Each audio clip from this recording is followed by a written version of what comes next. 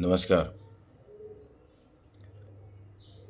मेरे ब्लॉग भूमिहार सिद्धार्थ आदर्श में आप सभी का स्वागत है।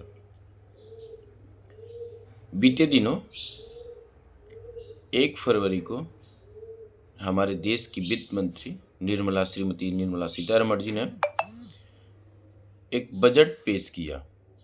बजट सत्र पेश हुआ। उस बजट सत्र में कहीं भी ना ही किसी कॉलेज, ना ही किसी मेडिकल कॉलेज, ना ही आम आदमी, किसी भी जो मिडिल क्लास फैमिली के लोग हैं, उस बजट सत्र में उनके लिए कुछ भी नहीं था।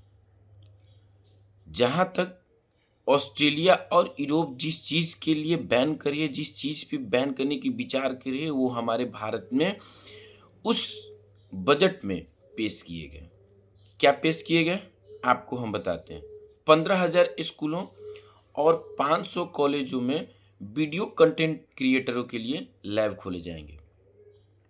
हम निर्मला सीतारमण जी से पूछना चाहते हैं कि क्यों नहीं आपने एक साइंस लैब, एक रोबोटिक लैब या एक एआई लैब खोला?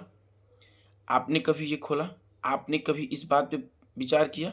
क्योंकि बच्चे अगर भारत के पढ़ लेंगे तो आपसे सवाल करेंगे, इसलिए आपने ना ही रोबोटिक लैब खोला, ना ही साइंस लैब खोला और ना ही एआई लैब खोला।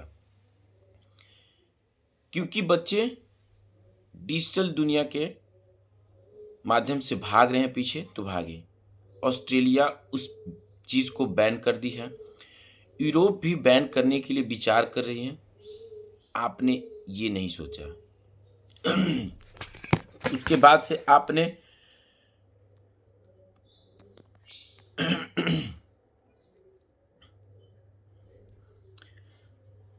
उसके बाद से आपने बजट सत्र में पेश किया है कि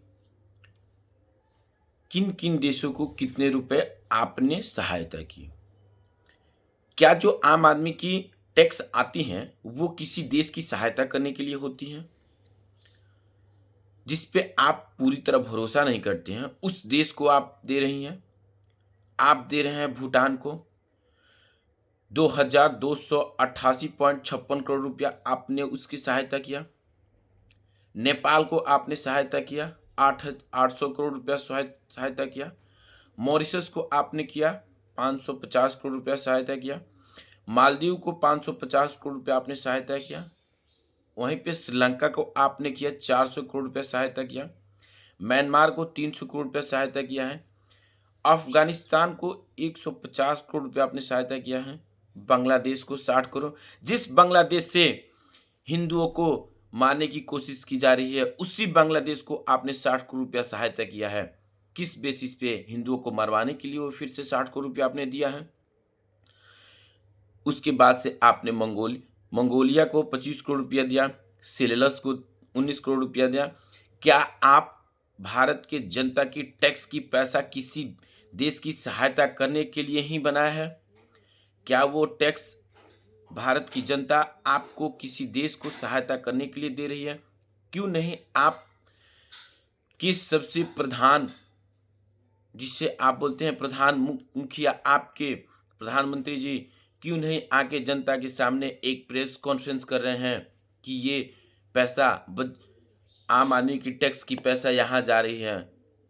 कभी रोड बन जाने के बाद रोड खुदती है, वो टैक्स की पैसे से ही बनती है। कहाँ जा रही है ये आपकी टैक्स की पैसे? क्यों नहीं आप बता रहे हैं? बजट में आपने एम्स की बात की, मैं एम्स की बात से सहमत हूँ। आपने हाई स्पीड रेलवे कॉरिडोर की घोषणा की, मुंबई पुणे, पुणे हैदराबाद, हैदराबाद बेंगलोर, हैदराबाद चेन्नई, चेन्नई बेंगलोर, दिल्ली वाराणसी, वाराणसी सिलीगुड़ी। क्यों नहीं एक बिहार और आपने झारखंड में एक हाई स्पीड कॉरिडोर बनाया है?